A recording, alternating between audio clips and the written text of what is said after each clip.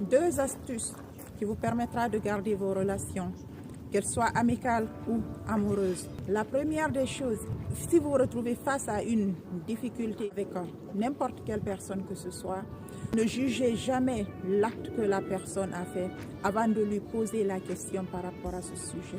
Ou si vous entendez quelque chose que la personne a fait, si cela vous déçoit, ne prenez jamais une décision avant d'avoir la version de la personne.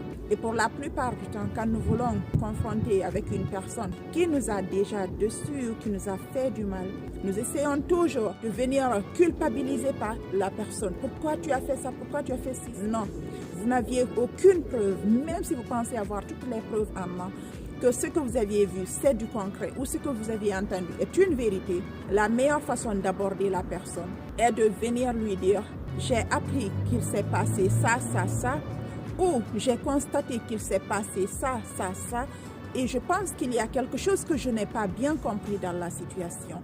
Peux-tu m'aider à bien comprendre? Là, c'est de l'aide que vous demandez.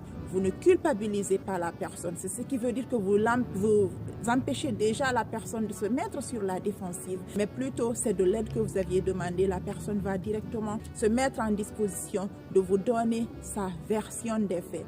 La plupart des cas, par rapport à mon expérience, je trouve que quand on vient avec cette approche, généralement quand on entend la version de l'autre, on va tout de suite comprendre, même si on avait des preuves tangibles, mais les choses ne paraissaient pas comme on l'imaginait, mais plutôt il n'y avait qu'une question d'incompréhension. Ce qui fait qu'après cette conversation bienveillante, les choses se règlent très facilement. J'espère que ça vous aidera pour la suite. Si vous n'êtes pas abonné sur ma chaîne YouTube Wello Deogal TV, partez vous abonner, sinon nous courons tous les deux le risque de ne plus jamais nous revoir.